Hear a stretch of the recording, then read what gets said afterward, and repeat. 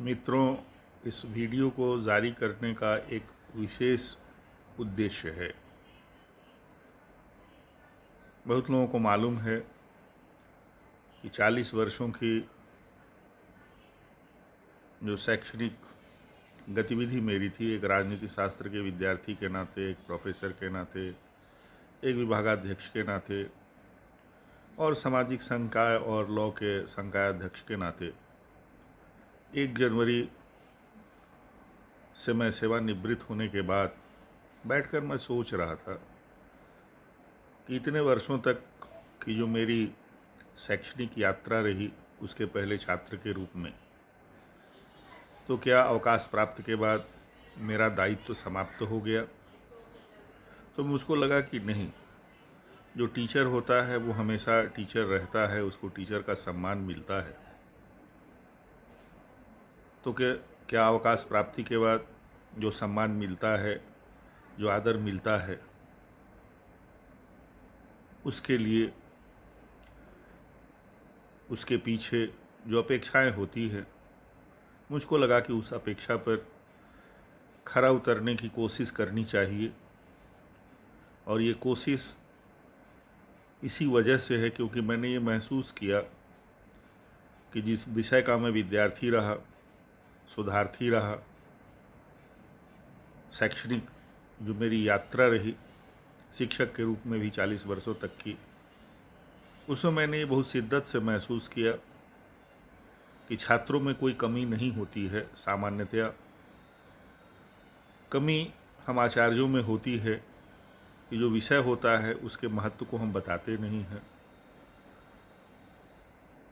उसका जो सामर्थ्य है उसको उभारने की कोशिश नहीं करते हैं, और ये कोशिश नहीं करते हैं कि सबसे पहले उसका उस विषय से तादात्म्य में हो जाए, उसके महत्व को समझे। दुनिया में जितने भी लोग हैं, सब लोग किसी न किसी काम में लगे होते हैं, उनका कोई न कोई विषय होता है। जैसे बढ़ई है तो लकड़ी उसका विषय है, उसी के इर्द गिर्द उसकी सारी गतिविधियाँ, उसकी सारी समझ, उसके सारे रिसर्च चलते रहते हैं। लोहार है तो लोहे से वो खेलता भी है, निर्माण भी करता है, और उसमें अपनी अंतर्दृष्टि से चीज़ों को पैदा भी करता है। सामान्यतया हम लोग कुम्हार का उदाहरण देते हैं, शिक्षक से उसकी तुलना भी करते हैं। तो कुम्हार मिट्टी से खेलता है, मिट्टी को समझने की कोशिश करता है और उसकी मिट्टी के तासीर के हिसाब से बर्तनों का निर्माण करता है। मूल रूप में मिट्टी से वो उसका विषय सब्जेक्ट होता है। राजनीति शास्त्र के विद्यार्थी के नाते हमने महसूस किया है, पढ़ा है, समझा है। उसके बिना पर हम इतना ज़रूर कहना चाहेंगे कि हमारा जो सब्जेक्ट है वो स्टेट है, राज्य है। राज्य के इर्द गिर्द ही सारी हमारी गतिविधि चलती है, उसी के इर्द गिर्द सारी पढ़ाई हमारी होती है। हमारे शोध के विषय भी राज्य से जुड़े होते हैं। कहा गार्डनर ने कि स्टेट से ही हमारी यात्रा शुरू होती है, स्टेट से ही समाप्त होती है। बड़ा फेमस कोट है, political science begins and ends with the state. उसमें बड़ा मर्म छिपा है। सच बात यह है कि उसके इर्द गिर्द ही, चाहे सरकार की बात हो या अंतर्राष्ट्रीय संबंधों की बात हो, जो कुछ भी है, लेकिन मूल में स्टेट है। और हम लोग बहुत भाग्यशाली हैं जो राजनीति शास्त्र के विद्यार्थी हैं, वो भी, और जिनकी राज्य की संस्था में रुचि है वो भी, क्योंकि मौलिक रूप से राज्य एक ऐसी संस्था है जो विशिष्ट है। हम उसके विद्यार्थी हैं इसलिए नहीं कह रहे हैं, वो डिस्टिंक्ट है। डिस्टिंक्ट इसलिए है कि कोई भी संस्था उसके समानांतर नहीं हो सकती है, ये सारी संस्थाओं से ऊपर है। इसका दायित्व भी इसलिए बड़ा है। जब अरस्तु कहता है कि राज्य के बाहर नहीं रह सकता है मनुष्य, जो रहता है वो देवता है या दानव है, तो उस पर भी वही मर्म छिपा है। उतना ही नहीं, जब कहता है कि state is prior to man, इसका मतलब है ऐतिहासिक दृष्टिकोण से कोई इसको स्वीकार नहीं कर सकता है, और वो जानता भी था। लेकिन इसके महत्व की दृष्टि से इस बात को वो कहता है। हम आगे के वीडियो में राज्य की संस्था पर जब अलग से विचार करेंगे, उसके संगठन पर, उसके नेचर पर, उसके महत्व पर, तो हम विचार करेंगे। अभी हमारी कोशिश केवल इतनी है इस वीडियो के पीछे कि हम आपसे उस बात को शेयर करें जो कि मैंने महसूस किया कि जो प्रारंभिक अवस्था होती है राजनीति शास्त्र के विद्यार्थी की, जो ABCD होता है, मैंने टाइटल भी उसका ABCD ऑफ पॉलिटिकल साइंस ही रखा है। वैसे मेरा मानना है कि राजनीति विज्ञान के क्षेत्र में जो भारतीय दृष्टि रही है स्टेट के संबंध में, वो बड़ी महत्वपूर्ण और कालजयी रही है। उस पर फिर हम अलग से बात करेंगे। अभी केवल इतना हम कहना चाहते हैं आपके इंटरेस्ट के लिए भी कि राज्य की संस्था न केवल सर्वोपरि है, सर्वोच्च है, बल्कि ये अपरिहार्य भी है। इसके बिना हम रह नहीं सकते। अरस्तु नहीं भी कहे होता, उसके पहले से ही भारतीय जो हमारी बौद्धिक विरासत है, चिंतन की जो हमारी विरासत है, उसके आधार पर हम लोग ये बात जानते हैं कि हमारे पुरखों ने एकमात्र ये अजीम धरती है जिसने सबसे पहले इस बात को निरूपित किया कि राज्य हमारे लिए आवश्यक नहीं, राज्य हमारे लिए अपरिहार्य है। आवश्यक का मतलब होता है कि आज जिसकी आवश्यकता है वो है, कल नहीं भी हो सकती है। बहुत सारी ऐसी चीज़ें थी जो आवश्यक कभी हुआ करती थी, लेकिन वैज्ञानिक जो प्रगति हुई, टेक्नोलॉजिकल जो डेवलपमेंट हुआ, तो बहुत सारे चीज़ बेकार हो गए, आज वो आवश्यक नहीं है। तो जब मैं कहता हूँ कि अपरिहार्य है, इंडिस्पेंसेबल है, ये इतना महत्वपूर्ण है। सारे विषय महत्वपूर्ण हैं, लेकिन इसका महत्व अलग से ये है कि इसके बिना हम रह ही नहीं सकते, हमारा अस्तित्व ही नहीं बचने वाला है। राजनीति विज्ञान इस दृष्टिकोण से बड़ा महत्वपूर्ण है और राज्य जो है वो ऐसी संस्था है, इसका जो महत्व है वो ऐसा है जिसके बारे में जितने वैज्ञानिक हुए अलग अलग कालखंडों में, प्राचीन से लेकर अब तक, पाश्चात्य से लेकर प्राच्य तक, उन सब लोगों ने उसकी महिमा का वर्णन किया है। तो इस दृष्टिकोण से हम मानते हैं कि ये बड़ा इंटरेस्टिंग भी है, क्योंकि ये जीवंत विषय है। प्रतिदिन जो घटनाएं घटती हैं हमारे इर्द गिर्द, राज्य की उस पर दृष्टि होती है, राज्य को उस पर नीतियां बनानी होती है, और राज्य नीतियों को बनाने के समय में समाज के जो विभिन्न क्षेत्र हैं, जो हमारे विभिन्न आयाम हैं, उस पर विचार करना पड़ता है और गहनता से विचार करना पड़ता है। इसलिए राज्य की संस्था इतनी महत्वपूर्ण है, जिसके बारे में हमने जैसा आपको कहा कि अरस्तु कहता है कि प्रायर टू मैन है। तो इसका मतलब ऐसा नहीं है कि राज्य पहले आया और व्यक्ति बाद में आया। सच बात यह है कि मनुष्य मनुष्य के रूप में तभी रह सकता है जबकि राज्य की संस्था होगी। इसीलिए इसी बिना पर वो बात कहता है, कभी आगे के वीडियो में हम जब राज्य की संस्था पर समग्रता से विचार करेंगे तो हम उस पहलू पर आपके साथ डिस्कशन करना उचित समझेंगे।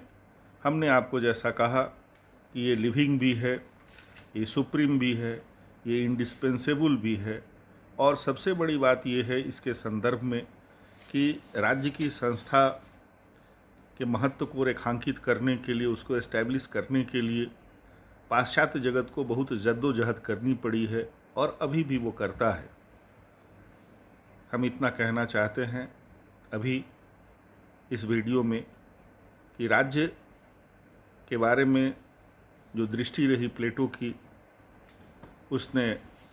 उसके शिष्यों ने जब वो कैद में था तो कोशिश की कि उनको बाहर निकाल लिया जाए, लेकिन प्लेटो ने मना किया। उसने कहा कि नहीं, मेरे जैसे लोग जो कि समाज में प्रतिष्ठित माने गए हैं, अगर हम राज्य की संस्था को नहीं मानेंगे, उसकी अवज्ञा करेंगे, तो आम लोग क्या करेंगे, और वो स्थिति सबसे खराब होगी जबकि राज्य के अस्तित्व को व्यक्ति मानने से इनकार करेगा, क्योंकि व्यक्ति के अस्तित्व पर वो आएगा।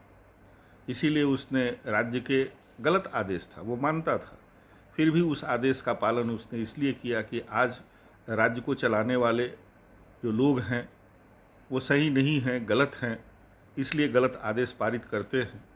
कल राज्य सामर्थ्यवान लोगों के पास जाएगा, जिसके लिए पूरी की पूरी उसने रचना रिपब्लिक की कर डाली कंसर्निंग जस्टिस के नाम पर। आप जानते हैं राज्य आदर्श कैसे होगा उसकी उसने परिकल्पना की, लेकिन सच बात यह है कि उसने ये स्थापित किया कि राज्य के बिना हम रह नहीं सकते हैं, और राज्य की महिमा उसने ऐसी कर दी कि जिसके कारण उसको first fascist of the world भी कहते हैं। पाश्चात्य ने राज्य को अलग अलग कालखंडों में अलग अलग रूप में देखने की कोशिश की, लेकिन राज्य के प्रति उसका एक दृष्टिकोण नहीं रहा। कभी उसको आवश्यकता पड़ी तो उसके हिसाब से, आवश्यकता के हिसाब से राज्य के महत्व को उसने रेखांकित किया। राज्य को कहा गया state is a necessary evil, आवश्यक माना लेकिन एक बुराई के रूप में माना। जब उसको आवश्यकता पड़ी तो उसने राज्य को जो महिमा उसने प्रदान की, तो हम सब जानते हैं कि कहा गया state is the March of God on the earth. राज्य जो है वो अवतरित भगवान के रूप में हुआ है, और भगवान के लिए हम सर्वस्व न्यौछावर करते हैं। यह भी अवधारणा एक कालखंड में आई, उसकी भी वजह है। जब हम हीगेल पर बात करेंगे तो हम आपके साथ उस विषय पर अलग से बात करेंगे। अभी ABCD हम कहते हैं, मतलब क ख ग घ राजनीति विज्ञान का हम आपके साथ डिस्कस करना चाहते हैं, और स्टेट ही उसका सब कुछ है। इसीलिए अभी उसके केवल उस पर जो विचार किया गया, क्यों किया गया, हम केवल इस पर विचार करते हैं, और कितना महत्वपूर्ण है ये रेखांकित करने की कोशिश के क्रम में हम ये बात कहते हैं। उसका जो शिष्य अरस्तु हुआ, मैंने आपको जैसा कहा कि उसने कहा कि स्टेट की जो संस्था है जिसका संबंध कानून विधान से है, वह कहता है कि when man is separated from law and justice is worst of all animal. तो उसका बड़ा महत्व है, क्योंकि हम देखते हैं कि राज्य की संस्था को कुछ लोग कहते हैं कि हम नहीं मानते, स्टेटलेस सिचुएशन की भी बात की जाती है, लेकिन ये उचित नहीं है, क्योंकि पूरी दुनिया में कभी कहा गया कि स्टेट जो है ये सारे बीमारियों का जड़ है। आप जानते हैं कि सारे विपत्तियों का कारण माना गया, और ये भी दर्शन के धरातल पर सिद्ध करने की कोशिश की गई कि स्टेट विल विदर अवे। हम बड़े खुशहाल थे, बड़ी अच्छी स्थिति थी। पूरे इतिहास को रेखांकित किया कार्ल मार्क्स ने, और ये बताने की कोशिश की कि जब स्टेट समाप्त हो जाएगा, किया नहीं जाएगा, स्वतः समाप्त हो जाएगा, इसकी उपयोगिता नहीं रहेगी, तो मनुष्य आनंद की अवस्था में होगा। वो एक्सट्रीम व्यू है। और आज की तारीख में अगर हम लोग देखें, तथ्यों के आंकड़ों में बात करें, वर्तमान और भूत के पन्नों को पलटे, तो ऐसा कभी हुआ नहीं, और दिखता भी नहीं है कि स्टेट के बिना हम रहेंगे। स्टेट के में जो परिवर्तन आए उसके आधार पर कुछ लोग मानते हैं कि स्टेट रहा ही नहीं, स्टेटलेस स्थिति है।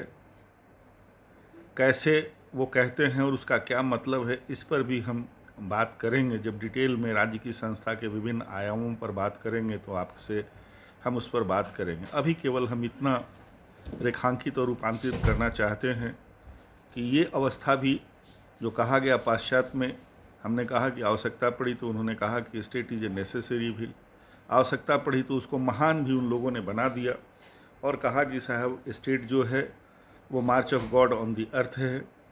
और आवश्यकता के हिसाब से अपने विश्लेषण के आधार पर कहा कि नहीं, ये स्टेट विदर अवे हो जाए तो ठीक है, राज्य कम से कम हस्तक्षेप करे। उदारवाद की अवधारणा के आधार पर कहते हैं राज्य रहे लेकिन उसकी भूमिका सीमित रहे। लेकिन जब उनको आवश्यकता पड़ी तो उन लोगों ने कहा कि नहीं साहब, हस्तक्षेप भी करे। अब कितना करे, इसको लेकर के पूरा एक लिबरल ट्रेडिशन है जिस पर हम बात करेंगे, अलग से कभी लॉग पर बात करेंगे। तो राज्य की प्रकृति के संबंध में जब हम बात करेंगे तो इस पर करेंगे।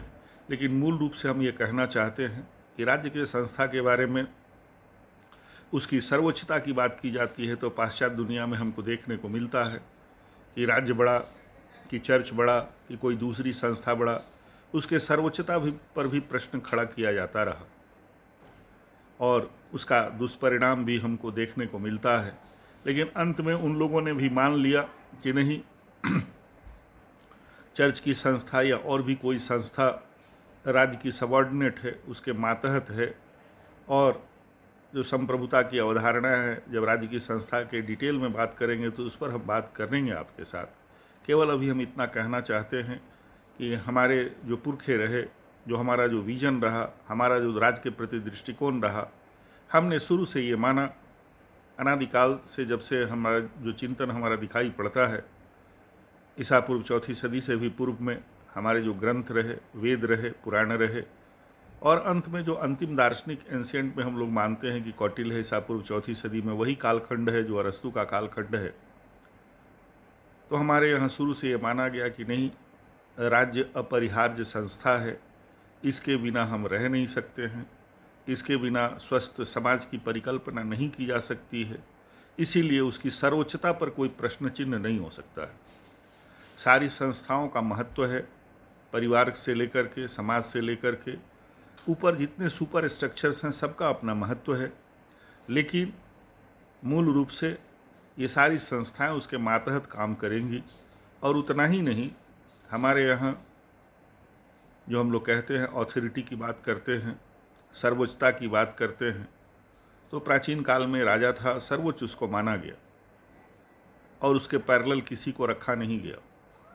लेकिन कमाल की बात है, हमारा जो दृष्टिकोण रहा, हमारा जो विजन राज्य के प्रति रहा, बड़ा संतुलित रहा।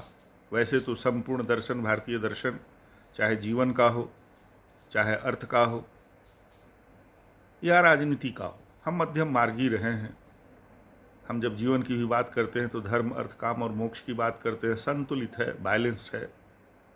धन की भी बात करते हैं, आर्थिक चिंतन की बात करते हैं तो कहते हैं कि साईं इतना दीजिए, जामे कुटुंब समाए, मैं भी भूखा ना रहूं, साधु न भूखा जाए। और राजनीति में भी जब हम बात करते हैं तो सर्वोच्चता स्वीकार करते हैं राज्य की, लेकिन निरंकुशता स्वीकार नहीं करते हैं। राजा सर्वोच्च है, लेकिन भारतीय चिंतन में वो निरंकुश नहीं हो सकता है। पीवी काने के धर्मशास्त्र को अगर हम पढ़ते हैं तो और भी दृष्टि साफ होती है, जिसमें ये मालूम होता है कि जो राजा निरंकुश हुए उनका अंत जनता ने ही किया, लेकिन राज्य का अंत नहीं किया। राज्य पर कभी प्रश्न चिन्ह नहीं खड़ा किया, राज्य नहीं होगा ऐसी कल्पना नहीं की। इसीलिए सब लोग राज्य के प्रति उनकी श्रद्धा बनी रही। टैक्स देने में भी जिसका जो सामर्थ्य रहा, राज्य ने जो किया वो दिया, लेकिन साथ ही साथ राज्य निरंकुश नहीं होगा उसकी भी व्यवस्था की गई। जैसे आज भी राज्य निरंकुश नहीं हो तो संविधान पूरी दुनिया में है, संविधानवाद का युग है, लेकिन उस समय भी संविधान दूसरे रूप में था, जिसको कहते हैं वो गाइडलाइंस था, प्रजा हिते हितं राज्ञ, प्रजा सुखे सुखं राज्ञ। हाईएस्ट आइडियल था, राजा का हित वही है जो प्रजा का हित है, प्रजा का जो सुख है वही राजा का सुख है।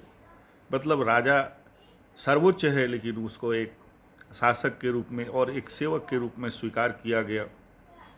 आज की दुनिया में हम जब देखते हैं स्वरूप बदले, शासक जो शासन है उसका, हम शासन पर अलग से बात करेंगे, जो राज्य का स्वरूप जब हम विचार करेंगे, डिस्कस करेंगे, उसके नेचर पर जब विचार करेंगे, उसके फॉर्म पर जब विचार करेंगे, हम करेंगे आगे के वीडियो में। अभी मैं केवल इतना इस वीडियो के माध्यम से आपको कहना चाहते हैं कि चाहे सारे विषय महत्वपूर्ण होने के बावजूद राज्य सबसे महत्वपूर्ण है और उसके हम लोग विद्यार्थी हैं। तो राज्य को ठीक से समझना राजनीति शास्त्र के विद्यार्थी के लिए ही जरूरी नहीं है। इस वीडियो के पीछे मेरा उद्देश्य ये भी शेयर करना था, जो मैंने महसूस किया है एक रिसर्चर के नाते, कि राजनीति शास्त्र के विद्यार्थी के लिए तो सब कुछ है, उसी के इर्द गिर्द उसके सारी गतिविधि, उसकी सारी पढ़ाई, उसके सारे रिसर्च होते हैं, लेकिन राज्य के महत्व को जो स्वीकार नहीं करते हैं या उनको जो भ्रांतियाँ हैं और उनका जो मानस है, जो राज्य की संस्था को सारी बीमारियों का कारण मानते हैं, उसके लिए भी ये वीडियो ज़रूरी है। इसलिए ज़रूरी है कि इतिहास ये बताता है कि राज्य के बिना हम रह नहीं सकते हैं। राज्य छोटा हो, बड़ा हो, राजतंत्र हो, प्रजातंत्र हो, लेकिन राज्य होगा। और राज्य होना इसलिए ज़रूरी है क्योंकि हमारा अस्तित्व नहीं बचेगा।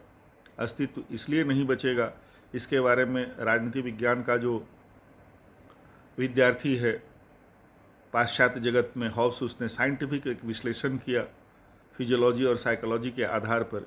उसने कहा कि हमारी जो एनाटॉमी है वो हमको सेल्फिश बनाती है, सेल्फिशनेसटी ब्रूटिस, सब चीज़ अच्छी जो है सबको अच्छी लगती है, लिमिटेड चीज़ें होती है, पॉलिटिक्स ऑफ स्कार्सिटी उससे निकल करके आता है, हिंसक होता है मनुष्य, हमको ही मिल जाए उसको प्राप्त करने के लिए। तो ऐसी प्रवृत्ति पर रोक के लिए भी स्टेट की ज़रूरत है।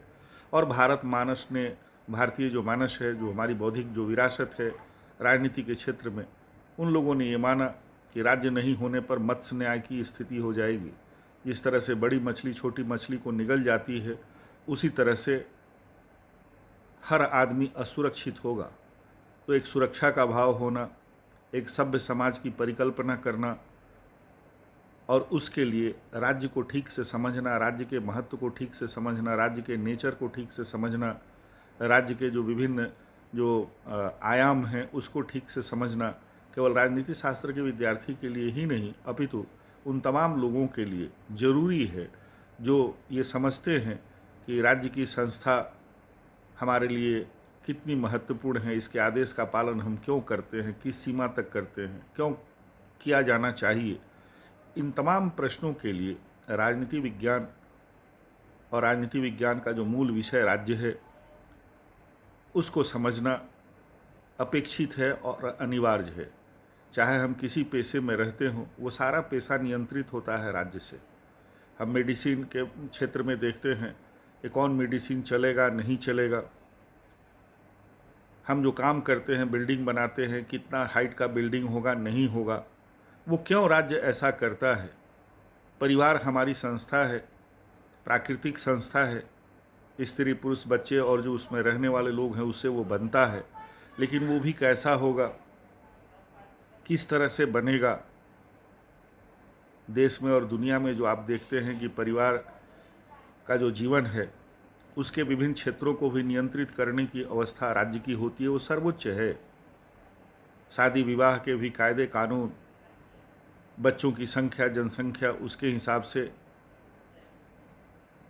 उनके आचरण को, माता पिता के जो संबंध हैं बच्चों के साथ उसके जो संबंध हैं, आप देख रहे हैं कि अगर वो ठीक से नहीं होता है तो उसको भी रेगुलेट करने की कोशिश की जाती है। भारतीय मानस में बड़ा अच्छा शब्द का प्रयोग किया गया जो कि दुनिया में कहीं दिखाई देता नहीं है, उसके समानार्थक कोई शब्द नहीं है, धर्म की अवधारणा। सामान्यतया बात कही जाती है धारिती धर्म, जो धारण करने योग्य है उसको किया जाना चाहिए। पीवी काने साहब धर्मशास्त्र के सेकेंड वॉल्यूम में लिखते हैं दैट इज रिचुअसनेस। वो केवल धारण करना नहीं, पिता का धर्म, पुत्र का धर्म, वो केवल ड्यूटी नहीं है, वो कहते हैं रिचुअसनेस है, पवित्र भाव से किया जाना। हम जिसके लिए कर रहे हैं उसके लिए फलदायी होना। तो ये राजा का दायित्व है कि सब अपने धर्म का पालन करें, मतलब जो उनको दायित्व मिला है उसको पवित्र भाव से करें, और जो नहीं करते हैं तो उस पर नियंत्रण करने का काम, उनसे करवाने का काम राजा का है। इसीलिए राजधर्म को सबसे ऊंचा माना गया है। हमने जैसा कहा कि राज्य की सर्वोच्चता है, राजा सर्वोच्च है, निरंकुश नहीं है, उसके ऊपर राजधर्म का अंकुश है, उसको पालन करना है। प्रजा हिते हितं राज्ञ, प्रजा सुखे सुखं राज्ञ। और राज्य को परिभाषित करते हुए जब चाणक्य ने जो बात कही वो बहुत मायने की है। अर्थशास्त्र को परिभाषित करते हुए वो कहता है मनुष्यानाम वृत्तिरर्थः मनुष्यवती भूमि तस्य लाभ पालनो पाय इति अर्थशास्त्रमिति। ये ऐसा शास्त्र है जो राज्य की, जो मनुष्य जो है वो वृत्ति में निरत रहने वाला जीव है, वो कोई वृत्ति करेगा, ऑक्यूपेशन उसका कोई होगा, डॉक्टरी होगा, इंजीनियरिंग होगा, नेविगेशन होगा, कुछ भी होगा, कुछ भी करेगा, उसके लिए भूमि की ज़रूरत होती है। भूमि के बिना कुछ नहीं होगा। और उस भूमि की सुरक्षा करना, उसका पालन करना, और उस भूमि में जो हम श्रम लगाते हैं, उससे जो कुछ प्राप्त करते हैं उसकी भी रक्षा करना। और उतना ही नहीं, कितनी अच्छी और कितनी गंभीर और कितनी कालजयी बात कही गई, गौर करने वाली है। अलब्धस लब्धस लब्धस परिरक्षणम। जो अलब्ध है, जो प्राप्त नहीं है, उसको प्राप्त करने में राज्य की भूमिका होना।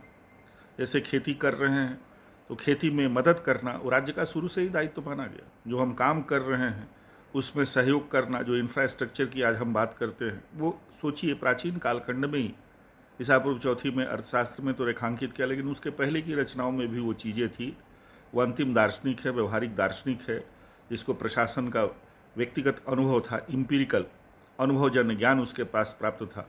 वो जब ये बात कहता है मनुष्यानाम वृत्तिरर्थ मनुष्यवती भूमि तस्ला पालनोपायति अर्थशास्त्र में थी, तो ये अर्थशास्त्र है, ऐसा शास्त्र है जो उस भूमि के संरक्षण की बात करता है, जिसको हम लोग geographical area of A state कहते हैं। उतना ही नहीं, उसमें जो काम करने वाले लोग हैं, जो अलब्ध है उनके लिए, उसको लब्ध कराना मतलब उसको प्राप्त कराना, उसमें उनकी भूमिका होनी चाहिए। और राजा को योगक्षेम, योग करना हम लोग जो करते हैं, जोड़ते हैं, जो प्राप्त करते हैं, और जो प्राप्त करते हैं उसको योगक्षेम। आप देखते होंगे कि LIC में ऐसे हाथ किया हुआ जो उसका एम्बलम है, उसमें लिखा रहता है योगक्षेम। हमारे प्राचीन बौद्धिक विरासत से लिया गया है, राज्य के उस कॉन्सेप्ट से लिया गया है जिसमें राजा का ये दायित्व है। तो राज्य अगर नहीं होगा तो हम नहीं होंगे, क्योंकि मनुष्य की का जो एनाटॉमी है, उसकी जो प्रकृति है, हमारे यहाँ कहा गया बड़ी मछली जैसे छोटी मछली को निगल जाएगी। हॉब्स ने कहा युद्ध की अवस्था होगी, क्योंकि हम लोग का शरीर हमको स्वार्थी बनाता है। जो खूबसूरत चीज़ है हमको चाहिए, जो बेहतरीन चीज़ है वो हमको चाहिए, जो आनंद देने वाली हमको चीज़ चाहिए, वो चीज़ें सीमित होती है मनुष्य की संख्या के हिसाब से। तो मनुष्य लड़ता है, हिंसक होता है। आप देखते हैं टुकड़े टुकड़े में काट करके फेंक दिया जाता है। मनुष्य मनुष्य को मारता है, मनुष्य को मनुष्य से ज़्यादा खतरा है। जो कहता है कि नहीं मनुष्य ऐसा नहीं है, उसकी एनाटॉमी ऐसी नहीं है लॉक, वो भी ये मानता है कि असुविधाएं होंगी अगर राज्य नहीं होगा। तो इसीलिए वो राज्य की वो भी बात करता है। रूसो, जो कि पॉपुलर सॉवरेंटी का जन्मदाता है, जो व्यक्ति के महत्व को मानता है, काफ़ी असुविधाएं उसने झेली थी। फ्रेंच रेवोल्यूशन का दार्शनिक पिता माना जाता है, उसने भी ये बात मानी। और इसीलिए कॉन्ट्रैक्ट थियरी आई कि नहीं राज्य, अब राज्य के स्वरूप पर जब विचार करेंगे तो विभिन्न थियरीज क्यों आई नहीं आई, उस पर हम डिटेल में विचार करेंगे हम अलग वीडियो में। अभी केवल हम इस वीडियो में आपके साथ केवल इतना शेयर करना चाहते थे कि राज्य की जो संस्था है वो राजनीति शास्त्र का विषय जरूर है, लेकिन दुनिया में कोई भी ऐसा आदमी किसी भी फील्ड में काम करता हो, उससे इसका नाता रिश्ता बनता है, क्योंकि उसके जीवन के किसी क्षेत्र में काम करता है, उसको रेगुलेट करने का, उसको संचालित करने का, उसको व्यवस्थित करने का, उसको सुरक्षित करने का दायित्व राज्य की संस्था की है। इसीलिए उसको सर्वोच्च भी बनाया गया, लेकिन वो निरंकुश नहीं है, क्योंकि राज्य का अल्टीमेट उद्देश्य व्यक्ति है। लेकिन राज्य ऐसा साधन है कि उस पर प्रश्न चिन्ह खड़ा करना, उसके टुकड़े टुकड़े होने की बात करना, उसको समाप्त करने की बात होना, अराजकता की बात करना, तो अराजकता से राज्य को मतलब नहीं है, अराजकता से हमको और आपको मतलब है। राज्य नहीं होगा तो आप कल्पना कीजिए कि हम क्या, हमारा अस्तित्व बचेगा क्या, हमारा जीवन बचेगा क्या। और जब जीवन ही नहीं बचेगा तो संपत्ति और तमाम चीज़ों का कोई मतलब नहीं होता है। अभी हम लोगों ने कोविड में देखा कि जान का खतरा आया, तो फिर राज्य की संस्था ही खड़ी हुई। जितनी संस्थाएं हैं जिसमें हम विश्वास करते हैं, आध्यात्म के दृष्टिकोण से विश्वास करते हैं, ऊपर वाला कर देगा, लेकिन उस समय बचाने के लिए उनके सारे दरवाजे बंद हो गए, उपासना के सारे गृह बंद हो गए। जान बचाने के लिए राज्य का आदेश मानना पड़ा, और हमारे लिए था। राज्य अगर सामर्थ्यवान होता है तो हमारे लिए है, राज्य अगर कमज़ोर होता है तो हम कमज़ोर होते हैं, हमारी स्थिति कमज़ोर होती है, हम विदेशी आक्रमण के शिकार भी होते हैं, और जो आंतरिक स्थिति है उसमें भी असुरक्षा की स्थिति बनती है, माइट इज़ राइट की स्थिति बनती है। शक्तिशाली कमज़ोर को दबा करके निकल जाएंगे, अस्तित्व पर खतरा होता है, और जो शक्तिशाली है कमज़ोर मिल करके उसको भी ध्वस्त कर देंगे। तो ये जो अराजक अवस्था हो, स्टेट ऑफ वार कहता हो, असुविधा की अवस्था कहता हो, मत्स्य न्याय की अवस्था कहता हो, दुनिया में एकमात्र ऐसा दार्शनिक हुआ और उसके फॉलोअर्स हुए जो मानते हैं कि नहीं स्टेट के वजह से ही सारी विपत्ति है, स्टेट नहीं था तो बहुत आनंद की अवस्था थी। और प्रिमिटिव कम्युनिज्म से लेकर के कम्युनिज्म तक की अवस्था जिसमें स्टेट नहीं हो, और उनका मानना है कि स्टेट नहीं होगा तो शोषण नहीं होगा, और स्टेट तब आया जो वर्ग आया वर्ग के प्रोटेक्शन के लिए आया, बुर्जुआ के प्रोटेक्शन के लिए आया। उन लोगों ने माना कि साहब ये स्टेट जो है वो मैनेजिंग कमेटी ऑफ बुर्जुआ है, और उसका प्रयोग भी किया गया। लेकिन हम लोगों ने देखा, हम लोगों ने समझा कि नहीं, वहाँ भी स्टेट विदर अवे नहीं हुआ। तो मैं केवल इतना कहना चाहता था इंट्रोडक्शन के नाते राजनीति विज्ञान के विद्यार्थियों के लिए भी, कि आप समझिए कि हम कितने महत्वपूर्ण विषय के विद्यार्थी हैं, और इस नाते हमारा दायित्व भी बड़ा होता है और हमको पढ़ना भी ज़्यादा पड़ता है। क्योंकि राज्य को जब पढ़ते हैं, उसके नीतियों पर जब हम विचार करेंगे, तो नीति बनाते समय समाज के जो विभिन्न क्षेत्र हैं, आर्थिक क्षेत्र हो, सांस्कृतिक क्षेत्र हो, हमारी जो ज्योग्राफी है, उसके ध्यान, उसके आधार पर नीतियाँ बनानी पड़ती है। इसीलिए आप देखेंगे कि प्लेटो भी जब विचार करता है राज्य के बारे में, तो एजुकेशन की बात करता है, स्कीम वो डालता है, उस पर अलग से कभी विचार करेंगे। चाणक्य भी जब विचार करता है, तो जिनको दायित्व देना है राजा को, उनके एजुकेशन की बात करता है। प्लेटो प्राइमरी और हायर एजुकेशन के तहत बात करता है। और कौटिल्य जो बात करता है, हमने कहा कि हमारा जो विजन है वो इतना कालजयी है कि सारे सांगो पांग उस पर विचार करता है। अनविक्षकी, त्रयी, वार्ता, दंड नीति के माध्यम से वो बताने की कोशिश करता है कि राजा को इन तमाम चीज़ों का ज्ञान होना चाहिए। हम डिटेल में जब बात करेंगे, कौटिल्य के बारे में मेरी अवधारणा है और उसको हम रेखांकित करने की कोशिश करेंगे। हम लोग कहते हैं कि Aristotle is the father of political science. हमको इसमें I don't have any objection, he has contributed a lot, he has underline the importance of state, और वो मध्यम मार्गी है। मेरा तो अपना मानना है, जब मैं प्लेटो पढ़ रहा था और विल डुरांट को पढ़ रहा था, इसमें विल डुरांट लिखते हैं कि प्लेटो के बारे में कि he might have visited Gangetic region, वो दिखाई भी पड़ता है। हमारे यहाँ जो ब्राह्मण क्षत्रिय वैश्य के आधार पर जो क्लासिफिकेशन होता है, प्लेटो उसी आधार पर हम लोग देखते हैं रीजन, वीगर, एपिटाइट की वो बात करता है। लेकिन अरस्तु ज़्यादा गंभीर है, ज़्यादा प्रैक्टिकल है, मध्यम मार्गी है। प्लेटो परिवार के इम्पोर्टेंस को नहीं मानता है राज्य की संस्था में, लेकिन अरस्तु उसको मानता है। तो अरस्तु क्लोज है, भारतीय जो दर्शन है उसके बहुत क्लोज है, व्यवहारिक है, मध्यम मार्गी है। तो हमारा ये मानना है कि अरस्तु का कंट्रीब्यूशन है, चाहे वो स्टेट की संस्था को रेखांकित करता हो, चाहे इकोनॉमिक सिस्टम को रेखांकित करता हो, या राज्य में जो कानून की जो भूमिका है, जैसा मैंने आपको कहा कि state is prior to man कहता हो, या when man is separated from law and justice कहता हो, तो उसके महत्व को, उसके कद को रेखांकित करता है। उसने जो बात कही कि जो राज्य में नहीं रहता है वो तो देवता है, नहीं तो दानव है, तो उसने गहरी बात कही। लेकिन मेरा अपना मानना है, और मानना तथ्यों के आधार पर है। हम कभी आप पर बहुत लंबे अच्छा खासा समय उस पर हम देने वाले हैं, जिसमें हम तथ्यों के आईने में आपके साथ निवेदन करने वाले हैं, और आप उस पर विचार करेंगे कि if Aristotle is the father of political science, I have every reason to say and place points for your consideration that Kautilya is the forefather of political science. हमारा लंबा ट्रेडिशन रहा है, और इसीलिए हमने ये जो रिटायरमेंट के बाद जो हम काम करना प्रारंभ किए हैं आज से, इस पहलू पर, वैसे तो हमारे बहुत सारे जो हमारे विचार थे अनेक वीडियोस में मैंने डाले हैं, फेसबुक पर ज़्यादा है। विभाग में जो सेमिनार और वेबिनार कराते रहे, तो उसके माध्यम से राज्य के विभिन्न आयामों पर, विभिन्न पहलुओं पर हम बात करते रहे। लेकिन अब जो मैंने सोचा है कि इसी के तहत मुख्य जो हमारा टाइटल ही होगा, vision of India and the state, उसी के तहत ये पहला चैप्टर मेरा है। लंबा होने पर दिक्कत भी होती है, असुविधा भी होती है, तो ये पहला चैप्टर है जिसको मैंने ABCD ऑफ पॉलिटिकल साइंस करके रखा है। और उसकी वजह यही है, ये प्रारंभिक बात है कि हम किसके विद्यार्थी हैं, हमारा मूल विषय क्या है। कहते हैं कि नहीं साहब ये स्टेट नहीं, हम सरकार की भी बात करते हैं, इंटरनेशनल पॉलिटिक्स की बात करते हैं, सब दिखाई पड़ती है, लेकिन मूल में राज्य है, उसी के इर्द गिर्द ये तमाम चीज़ें होती है, उसी का हिस्सा है। चाहे वो सरकार हो, चाहे अंतर्राष्ट्रीय हमारी नीति हो, चाहे लोक प्रशासन हो, ये सब उसी का अजीम हिस्सा है। राज्य के जब हम तत्वों पर विचार करेंगे, उसके नेचर पर विचार करेंगे, उसके उत्पत्ति पर विचार करेंगे, तो उसमें भी देखेंगे कि जो हमारा भारतीय जो दृष्टिकोण है वो कितना कालजयी है, कितना व्यवहारिक है, और दुनिया को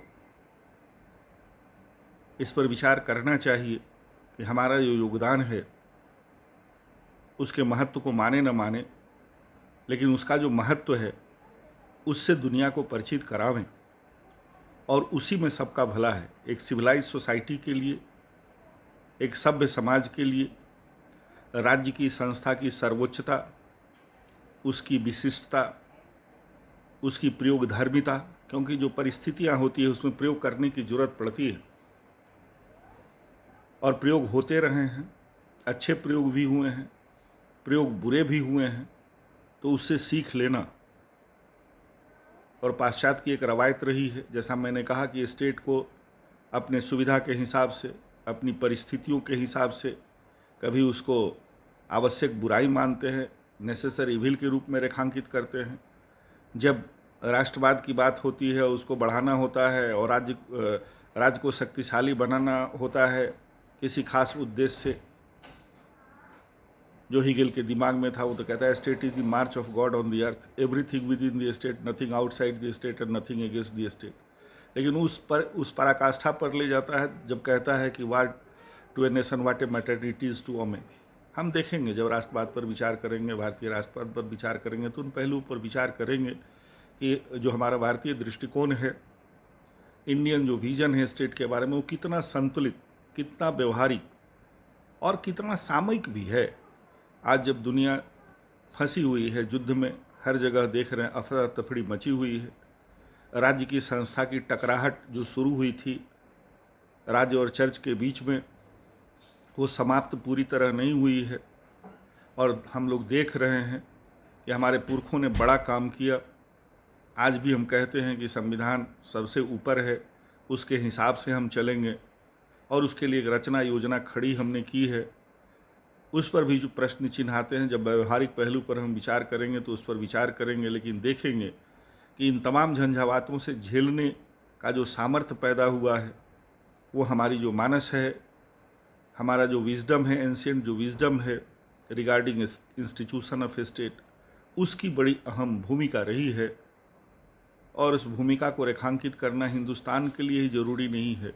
आप देख रहे हैं कि हमसे अलग होने के बाद जो स्टेट बना, उसकी क्या आज स्थिति है, कितनी दर्दनाक स्थिति है।